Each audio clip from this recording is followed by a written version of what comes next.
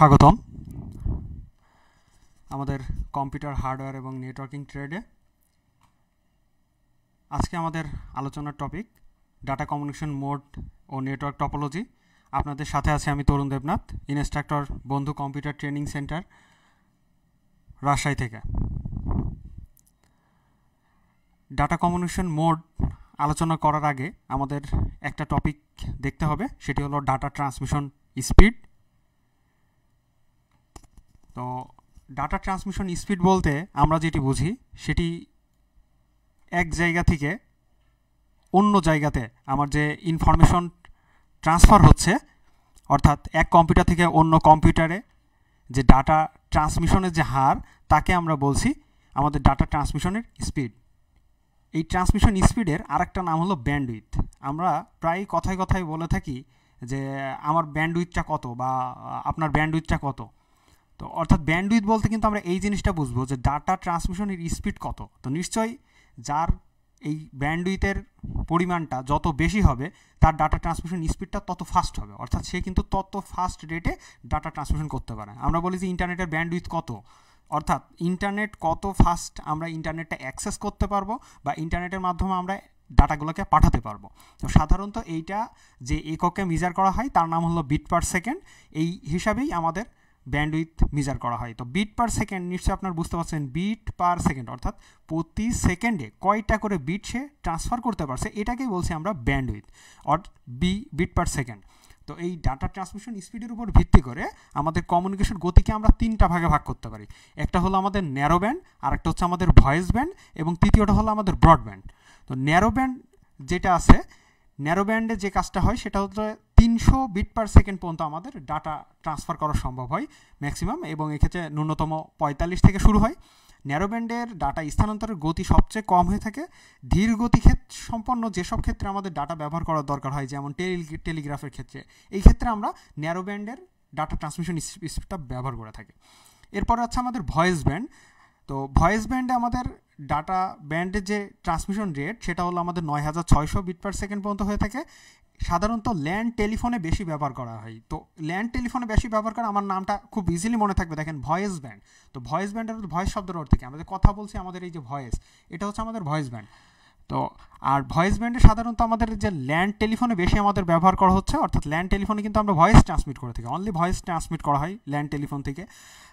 এখন অবশ্য এর সাথে ইন্টারনেটের বিষয়টাও চলে আসছে, আরও আপডেটেড যে ব্রডব্যান্ড ব্যবহার করা হচ্ছে। তো সেই ক্ষেত্রে আমাদের যেহেতু শুধুমাত্র যখন আমরা টেলিফোনে কথা বলছি, সেই ক্ষেত্রে কিন্তু আমাদের ভয়েস ব্যান্ডটার বেশি আমাদের প্রয়োজন হচ্ছে না, তাই বলছি আমরা ল্যান্ড টেলিফোনে আমাদের বেশি ব্যবহৃত আমাদের ভয়েস ব্যান্ড। তবে কম্পিউটার ডাটা কমিউনিকেশনে কম্পিউটার থেকে প্রিন্টারে ডাটা স্থানান্তরের ক্ষেত্রে, ইভেন আমাদের কার্ড ডেটা থেকে কম্পিউটারে আমরা যে ডাটা স্থানান্তর করছি, সেক্ষেত্রেও কিন্তু আমাদের এই ভয়েস ব্যান্ডটা ব্যবহার করা হয়। এরপর আসছে আমাদের ব্রডব্যান্ড। এটি উচ্চ গতিসম্পন্ন ব্যান্ডউইথ, যার ডাটা ট্রান্সমিশনের হার 1 মেগাবিট পার সেকেন্ড থেকে অতি উচ্চ গতি পর্যন্ত হয়ে থাকে। তো আমরা এর আগে দেখেছিলাম যে আমাদের হচ্ছে যে ব্রডব্যান্ড বিভিন্ন ধরনের আমাদের যে মিডিয়া আছে, যেমন ওয়াইম্যাক্স আছে, আমাদের কোয়াক্সাল কেবল আছে, অপটিক্যাল ফাইবার আছে। তো এই যে আমাদের কমিউনিকেশন মিডিয়া বা কমিউনিকেশন চ্যানেল, এই ক্ষেত্রে আমাদের অনেক হাই রেটে কিন্তু ডাটা ট্রান্সমিশনের প্রয়োজন হয়। তো সেই ক্ষেত্রে আমাদের যে ডাটা ট্রান্সমিশন স্পিডটা প্রয়োজন হয়, সেটাকে বলছি আমরা ব্রডব্যান্ড।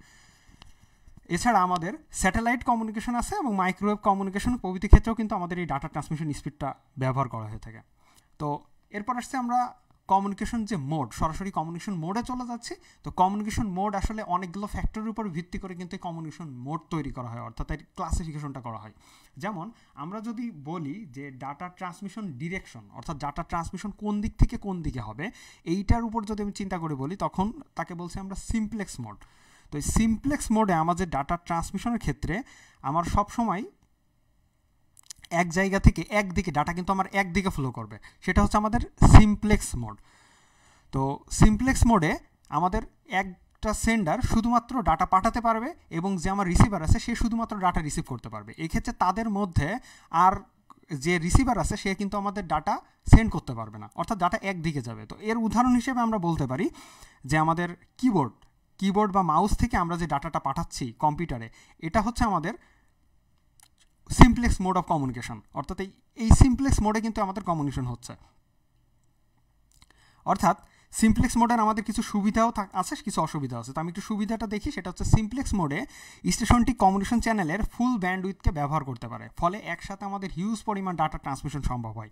অপরদিকে সিমপ্লেক্স মোডের যে অসুবিধা হচ্ছে, যোগাযোগটা একমুখী, অর্থাৎ ওয়ান ডিরেকশনাল। আপনারা দেখেন যে জাস্ট এই দিক থেকে আমার শুধুমাত্র ডাটাটা আমার এইদিকে মুভ করছে, অর্থাৎ ডাটা কিন্তু এক্ষেত্রে ডিভাইস সময়ের মধ্যে আন্তঃযোগাযোগ নেই।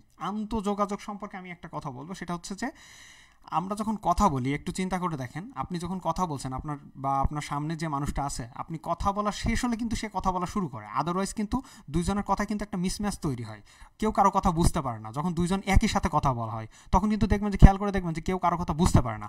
তো এইটাকে বলা হচ্ছে মূলত আন্তঃযোগাযোগ। তো এই ক্ষেত্রে আমাদের কম্পিউটার সিস্টেম ওই একই রকম আছে, যে আমি কথা বলা শেষ করলে তারপর আমার বন্ধু কথা বলা শুরু করবে, তারপর যখন তার কথা বলা শেষ হবে তখন আবার আমি কথা বলা শুরু করতে পারবো।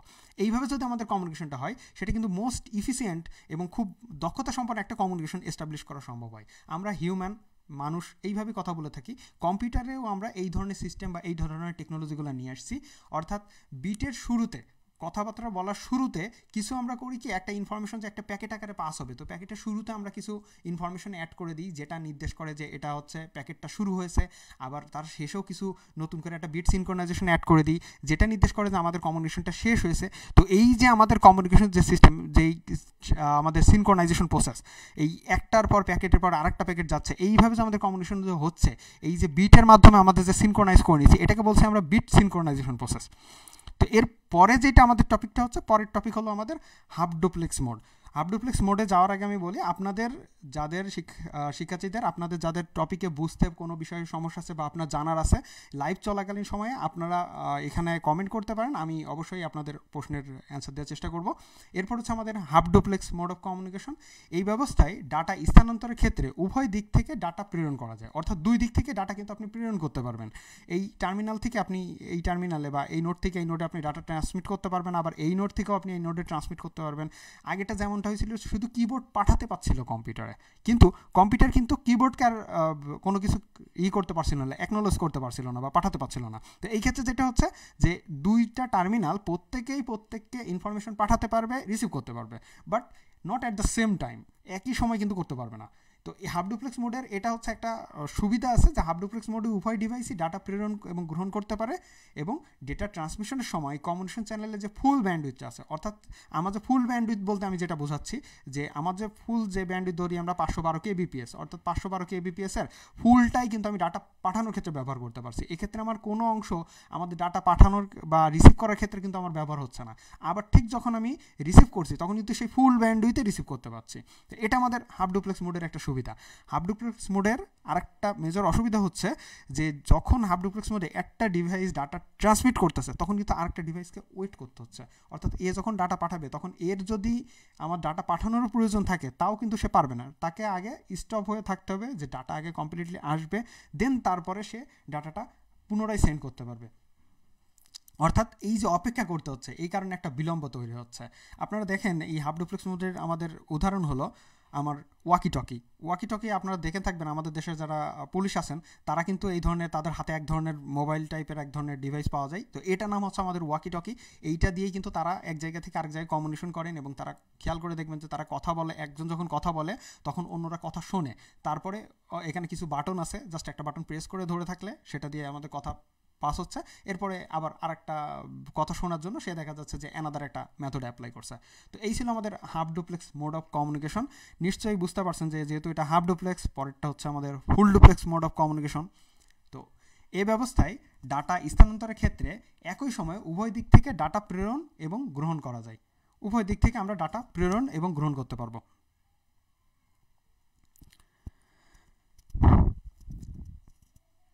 তো এই ফুল ডুপ্লেক্সে মোডের যে প্রধান সুবিধা হলো, অর্থাৎ আগে যে আমাদের যে স্টপ করতে হচ্ছিল, কথা বলা বন্ধ করে দিতে হচ্ছিল, এখানে কিন্তু আমাদের সেইটা আমাদের করা লাগবে না। এখানে আমাদের উভয় সাথে আমরা একদিক থেকে ডাটা ট্রান্সমিট করতে পারবো এবং রিসিভ করতে পারবো, অর্থাৎ ফাস্টার কমিউনিকেশন একই টাইমে। আপনি খেয়াল করে দেখেন যে নিচে আমাদের দুইটা কম্পিউটার আছে, অর্থাৎ এক কম্পিউটার থেকে আমাদের আরেক কম্পিউটারে আমাদের ডাটা ট্রান্সমিট হচ্ছে, কন্টিনিউয়াসলি ট্রান্সমিট হচ্ছে। এক্ষেত্রে আমরা বলতে পারি যে দুইটা কম্পিউটারের মধ্যে যে আমাদের ট্রান্সমিশন হচ্ছে, এটা কিন্তু একটা ফুল ডুপ্লেক্স কমিউনিকেশন মোড। এছাড়া আমরা যদি আরেকটা উদাহরণ দেখি, আমরা মোবাইল ফোন, তো মোবাইল ফোনের মাধ্যমে আমি কী করি, আমি কথা বলছি, আমার এক ফ্রেন্ডের সাথে কথা বলছি, কথা বলার সময় দুইজন কথা বলতে বলতে মনে করেন যে মোবাইলে ইভেন আমরা কথা কাটাকাটিও করতে পারি, ঝগড়াও করতে পারি, বা দেখা যাচ্ছে আচ্ছা আমার কথাটা আগে শুনে নেন। অর্থাৎ কিন্তু একই টাইমে যখন আমি কথা বলছি বা আমার ফ্রেন্ড কথা বলছে, তাকে স্টপ করে দিয়ে আমি আমার কথা বলছি, কিন্তু মিন টাইম সেম টাইম কিন্তু আমরা দুইজন কিন্তু দুইজনের কথাই শুনতে পাচ্ছি। তো এটা হচ্ছে আমাদের ফুল ডুপ্লেক্স মোডের একটা উদাহরণ, যে আমাদের মোবাইল কমিউনিকেশন বা কম্পিউটার টু কম্পিউটার কমিউনিকেশন, এগুলো হচ্ছে আমাদের ফুল ডুপ্লেক্স মোড অফ কমিউনিকেশনের। তো এরপরে যেটা আছে আমাদের সিনক্রোনাস ট্রান্সমিশন। সিনক্রোনাস ট্রান্সমিশন যেটা আছে আমাদের সিনক্রোনাস ট্রান্সমিশন পদ্ধতিতে আমরা যেটা করি যে ডাটাগুলোকে একটা প্যাকেট আকারে আমরা সেন্ড করি।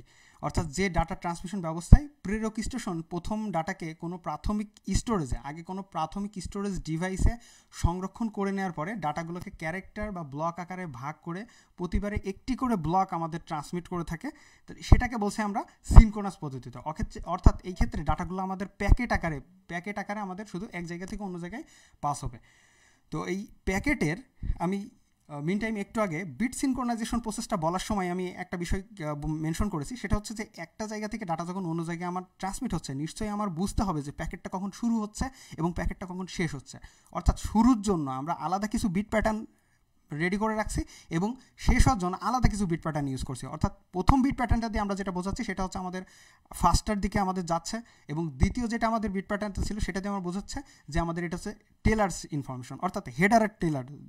অর্থাৎ একটা মাছের যেমন একটা হেড থাকে, একটা টেইল থাকে, যেটাতে বোঝা যায় হেড অর্থাৎ মাছের শুরু, আর টেইল অর্থাৎ মাছের লেজের দিকের শেষ অংশ, এবং মাঝের যে অংশটা, এই অংশটাতে আমার থাকে টোটাল যে আমাদের প্যাকেজ যেটা আসে সেটা। তো এই ধরনের ট্রান্সমিশন সিস্টেমে আমাদের ব্লকে কমপক্ষে 80টি থেকে 132টা করে ক্যারেক্টার থাকে, এবং দুইটা যে আমাদের প্যাকেট আছে, দুইটা প্যাকেটের মাঝে একটা পার্টিকুলার একটা জায়গা থাকে, একটা ফাঁকা, এটা হচ্ছে আমাদের বলা হয় একটা কমিউনিকেশন গ্যাপ।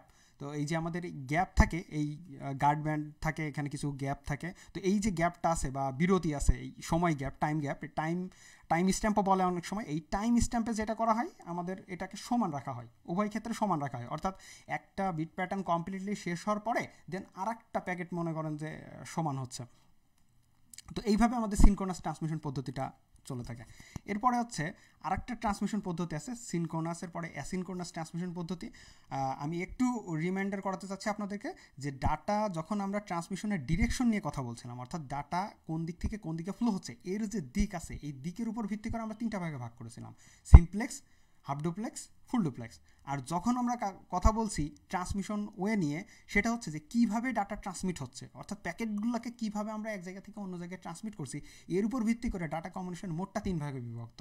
একটা হচ্ছে সিনক্রোনাস, একটা হচ্ছে অ্যাসিনক্রোনাস, এবং এরপরেই আমরা দেখব আইসোক্রোনাস। তো এই 3টা সিনক্রোনাস, অ্যাসিনক্রোনাস, আইসোক্রোনাস, এরা হলো আমাদের ডাটা ট্রান্সমিশন পদ্ধতির উপর ভিত্তি করে আমাদের যে কমিউনিকেশন সিস্টেম সেটা। তো যে ডাটা ট্রান্সমিশন সিস্টেমে প্রেরক কম্পিউটার হতে ডাটা গ্রাহক কম্পিউটারে ক্যারেক্টার বাই ক্যারেক্টার ট্রান্সমিট হয়, তাকে অ্যাসিনক্রোনাস ট্রান্সমিশন বলে। অ্যাসিনক্রোনাস পদ্ধতিতে 8 বিটের ক্যারেক্টার ডাটাকে ট্রান্সমিশন পূর্বে অবশ্যই একটা স্টার্ট এবং শেষে একটা স্টপ বিট, একটাও হতে পারে, শেষে 2টাও হতে পারে। তো মাঝে কিন্তু আমাদের আপনারা এই জায়গাটা খেয়াল করে দেখবেন যে মাঝে আমাদের টোটাল 8টা বিট আছে, 8 বিট অফ ক্যারেক্টার। তো এখানে আমরা একটা 8 বিটের একটা বাইট আছে, একটা বাইট স্লটকে আমরা ট্রান্সমিট করছি। বাইট স্লটের আমাদের সামনে আছে আমাদের স্টার্ট বিট এবং পরে আছে আমাদের স্টপ বিট, এই যে ট্রান্সমিটার আছে। তো এইভাবে আমাদের স্টার্ট বিট দিচ্ছে, আমাদের স্টপ বিট দিচ্ছে, এইভাবে আমাদের ট্রান্সমিটার থেকে আমাদের রিসিভারে ডাটা ট্রান্সমিট করছে। তো এই প্রসেসে যেটা হবে সেটা আমাদের অ্যাসিনক্রোনাস ট্রান্সমিশন। আমরা কিবোর্ড থেকে যেটা পাঠাই, কিবোর্ড থেকে যে কিগুলো পাঠাচ্ছি সেটা হচ্ছে আমাদের one type of asynchronous transmission. অর্থাৎ কিবোর্ডের প্রত্যেকটা যে লেটার আছে, অর্থাৎ মনে করেন আর, টি, তারপর জি, এফ, অর্থাৎ এগুলো প্রত্যেকটার জন্য কিন্তু আমাদের একটা করে বাইট অ্যাসাইন করা আছে। অর্থাৎ এই বাইটটার শুরুতে একটা বিট এবং শেষে একটা বা 2টা বিট স্টার্ট করে এই টোটাল যে প্যাকেজটাকে আমার কম্পিউটারে পাঠাচ্ছি। তবে এবং এই ক্ষেত্রে আরেকটা বিষয় মেনশন করা দরকার, যে আগের স্লাইডে দেখেন যে এখানে আমাদের যে একটা গ্যাপ ছিল, টাইম স্ট্যাম্প বা গ্যাপ, এই গ্যাপটা কিন্তু আমাদের সমান ছিল। এই ক্ষেত্রে কিন্তু আমাদের এই গ্যাপটা কিন্তু সমান থাকতেও নাও পারে, কারণ আমি টাইপ করছি, আমি তারপর আবার স্টপ করে দিছি, আবার চিন্তা করছি, আবার আমি টাইপ করছি। তো এই যে যে গ্যাপটা আছে, এই গ্যাপটা কিন্তু সমান হবে না। এরপর হচ্ছে আমাদের আইসোক্রোনাস ট্রান্সমিশন। আইসোক্রোনাস ট্রান্সমিশন প্রায় আমাদের সিনক্রোনাস ট্রান্সমিশনের মতোই, আইসোক্রোনাস ট্রান্সমিশন আমাদের সিনক্রোনাস ট্রান্সমিশনের মতোই, তবে আরও উন্নত ভার্সন। আইসোক্রোনাস ট্রান্সমিশনে প্রেরক ও প্রাপক স্টেশনের মধ্যে ডাটা ট্রান্সমিশন ডিলেটা আমাদের সর্বনিম্ন রাখা হয়। অর্থাৎ এই ক্ষেত্রে আমাদের ওই যে আগে যে আমরা ট্রান্সমিশন ডিলেটা দেখছিলাম, সেই ক্ষেত্রে আমাদের ট্রান্সমিশন ডিলেটা মিনিমাম রাখা হচ্ছে, একেবারে আমাদের মিনিমাম থাকছে। তো আমাদের এখানে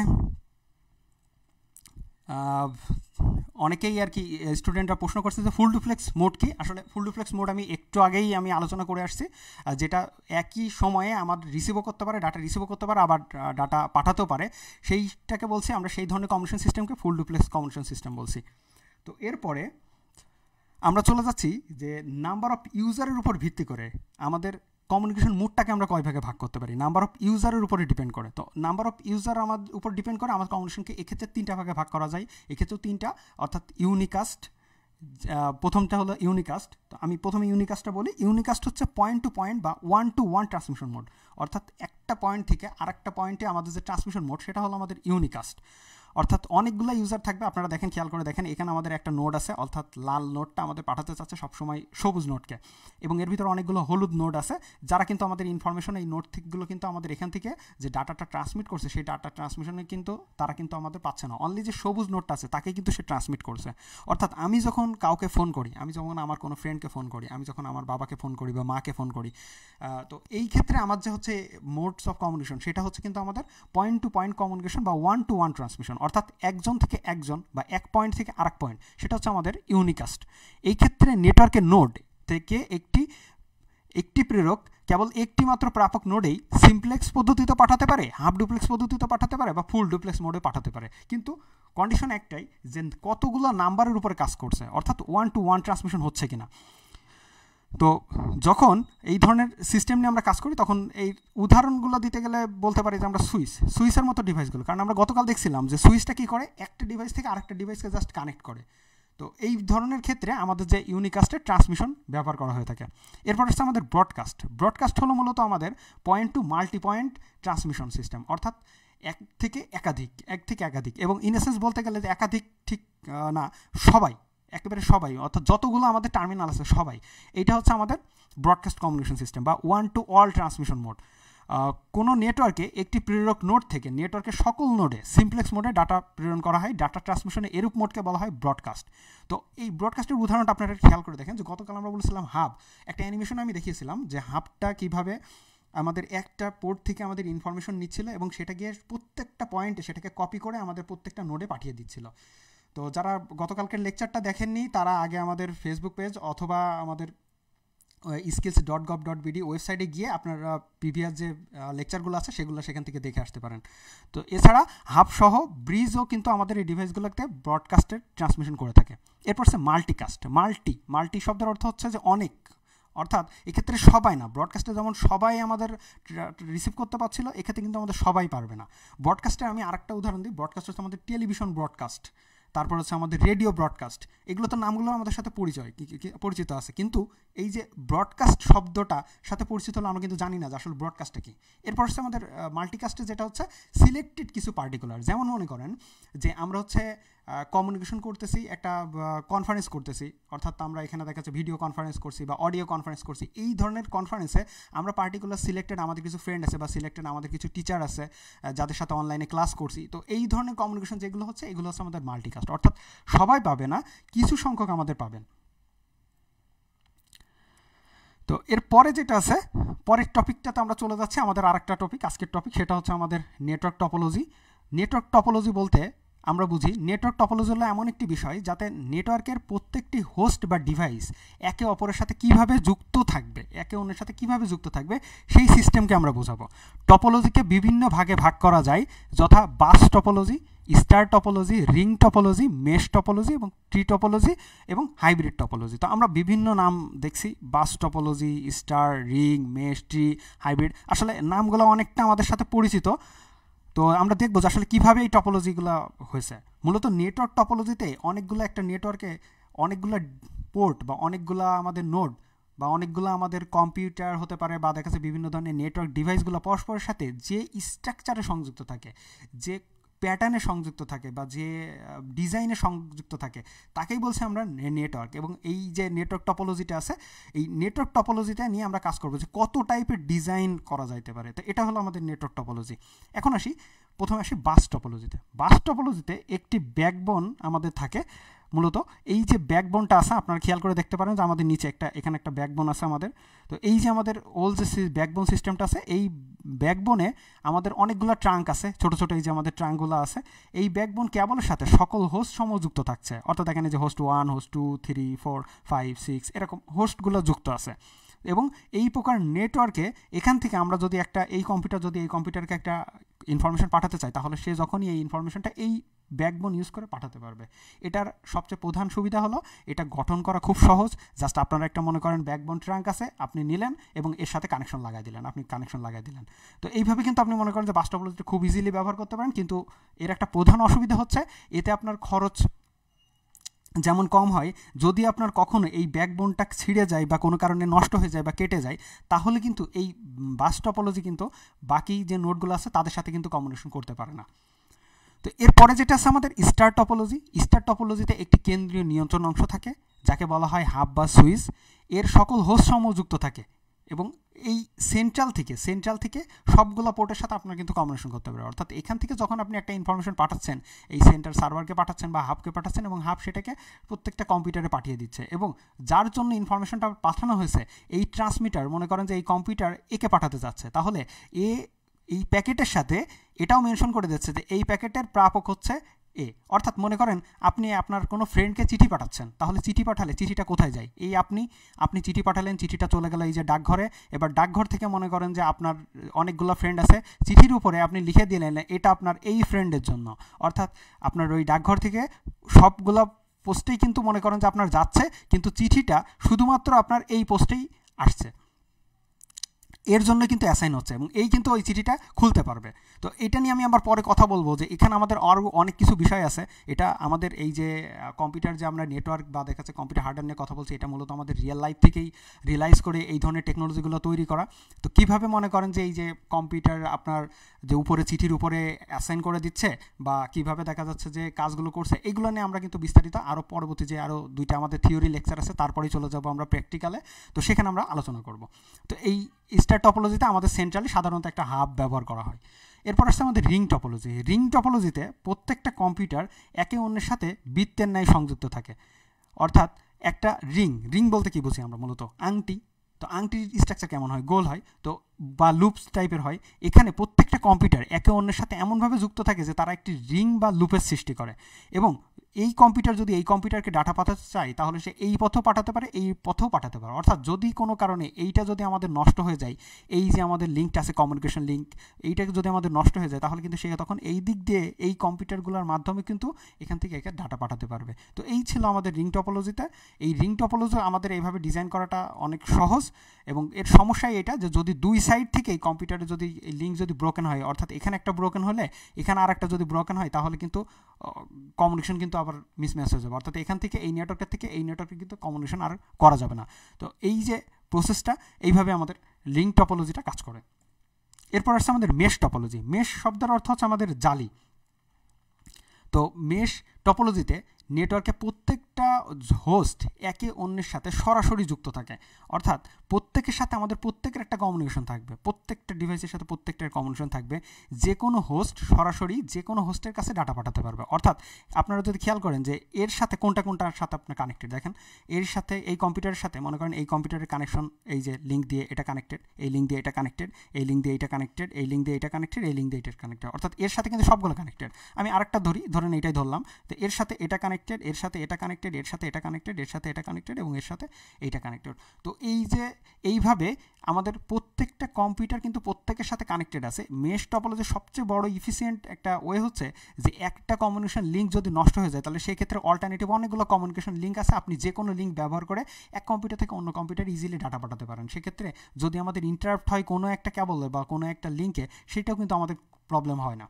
তো এই হচ্ছে আমাদের মেশ টপোলজি। আর মেশ নামকরণ করার পেছনে কারণ হচ্ছে আপনি খেয়াল করে দেখেন যে এখানে এই যখন অনেকগুলো তার এরকম জড়ানো ছিটানো অবস্থায় আছে তখন সেটাকে দেখতে একটা জালের মতো তৈরি হয়েছে, একটা মানে জালের মতো। তো মেশ অর্থ হচ্ছে মূলত জাল, যেখানে জালের মতো এই ধরনের স্ট্রাকচার হওয়াতে এর নামকরণ করা হয়েছে মেশ টপোলজি। তো এর পরের যে টপোলজিটা আছে সেটা হচ্ছে আমাদের ট্রি টপোলজি। তো স্টার টপোলজির সম্প্রসারিত রূপই হচ্ছে আমাদের এই ট্রি টপোলজি। এই টপোলজিতে একাধিক কানেক্টিং ডিভাইস হিসেবে হাব বা সুইচ ব্যবহার করে নেটওয়ার্কভুক্ত সকল কম্পিউটারকে একটি বিশেষ স্থানে সংযুক্ত করা হয়, যেটাকে বলা হয় সার্ভার বা রুট। এইটা হচ্ছে সার্ভার বা রুট। আচ্ছা, ট্রি টপোলজি, ট্রি মানে কি? ট্রি মানে তো গাছ, অর্থাৎ গাছে কী থাকে? গাছের একটা মূল থাকে, তারপরে কিছু আমাদের ব্যাকবোন থাকে, এবং সেখান থেকে আস্তে আস্তে আস্তে আমাদের লিফ থাকে, নোড এবং লিফ। তো এই দেখেন আমাদের যে নোড লিফগুলো রয়েছে এইগুলো হচ্ছে আমাদের লিফ বলি। আসলে গাছ এটা দেখতে আসলে সাধারণত উল্টা গাছের মতো। এবার দেখেন বোঝা যাচ্ছে। তো এই যে আমাদের উল্টা একটা গাছ তৈরি করেছি, আমাদের সোজা, এখন গাছটা আমরা সোজা করে নিলাম, এখন বুঝতে পারবো যে এই হচ্ছে রুটের থেকে যেতে যেতে এই হচ্ছে আমাদের লিফ বা নোটগুলো আছে, এবং এই জায়গা থেকে আমরা একাধিক কম্পিউটারের সাথে যুক্ত থাকে। এই কম্পিউটার যদি এই কম্পিউটারে ডাটা পাঠাতে যায় তাহলে অবশ্যই সেই রুটের মাধ্যমে, রুট বা সার্ভারের মাধ্যমে আমাদের কিন্তু ডাটাগুলোকে এই কম্পিউটারে পাঠানো লাগবে। যদি আমরা এখান থেকে এখানে পাঠাতে চাই তাহলে প্রথমে এই কম্পিউটার, তারপর এই কম্পিউটার, এবং এই রুটের মাধ্যমে এই কম্পিউটার, তারপর এখান থেকে এখানে। তো এইভাবে আমাদের ট্রি টপোলজিটা কাজ করে।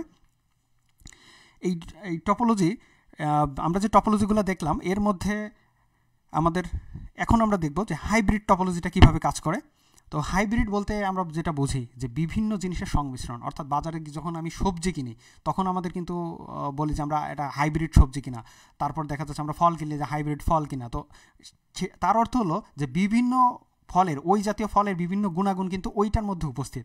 আর এই হাইব্রিড টপোলজিতে যেটা হয়, হাইব্রিড টপোলজিতে আমাদের বিভিন্ন ধরনের টপোলজির সংমিশ্রণই হলো আমাদের মূলত হাইব্রিড টপোলজি। তো এই টপোলজিতে স্টার টপোলজিতে স্টার আছে, রিং আছে, বাস আছে, প্রভৃত নেটওয়ার্কের সবগুলো নেটওয়ার্কের সমন্বয়ে কিন্তু এই হাইব্রিড টপোলজিটা তৈরি হয়। অর্থাৎ এটা কোনো পার্টিকুলার কোনো টপোলজি না, আপনার যে টপোলজিটা দরকার সেইটা। তো এর আগে যে টপোলজিগুলো আমরা দেখে আসছি প্রত্যেকটিরই আমাদের বিভিন্ন সুবিধা অসুবিধা আছে। যেমন আমাদের এই যে ট্রি টপোলজিতে আপনার মনে করেন যে এখান থেকে ডাটাটাকে যদি অনেক ডেপথে চলে যায় তাহলে, অর্থাৎ এইটার সাথে এটা কানেক্টেড, এটার সাথে এটা কানেক্টেড, যদি আরও অনেকগুলো এইভাবে কানেক্টেড হতে থাকে তাহলে আমাকে অনেক ট্রাভেল করতে হয়। তো এটা হচ্ছে ট্রি টপোলজির একটা আমাদের কিন্তু মেজর একটা ফল্ট। তারপরে যদি আমরা একটু রিমাইন্ডার করি, আমরা যদি মেশ টপোলজিতে যাই, মেশ টপোলজিতে দেখবেন যে এর কনফিগারেশন কিন্তু বেশ জটিল, কারণ এই ধরনের কনফিগারেশনে অনেক পরিমাণ তারের প্রয়োজন হয়, অর্থাৎ কস্ট অনেক বেড়ে যায়। সুবিধা যেমন আছে তেমন অসুবিধাও আছে, এবং কনফিগারেশন করাটা বেশ জটিল হয়ে থাকে। রিং টপোলজিতে আমরা এর আগে অসুবিধা দেখেছি, স্টার টপোলজিতে অসুবিধা দেখেছি। যদি এই হাবটা, যদি সেন্ট্রাল হাবটা যদি স্টার টপোলজিতে আমাদের নষ্ট হয়ে যায় তাহলে কিন্তু আর আমাদের কোনো সিস্টেম কিন্তু কাজ করে না। তারপর বাস টপোলজিতে দেখেছি সব কিছু কিন্তু এই ব্যাকবোনের উপর নির্ভরশীল, অর্থাৎ ব্যাকবোন যদি একবার ছিঁড়ে যায় বা নষ্ট হয়ে যায় তাহলে কিন্তু আমাদের বাস টপোলজি কিন্তু ফেল করবে।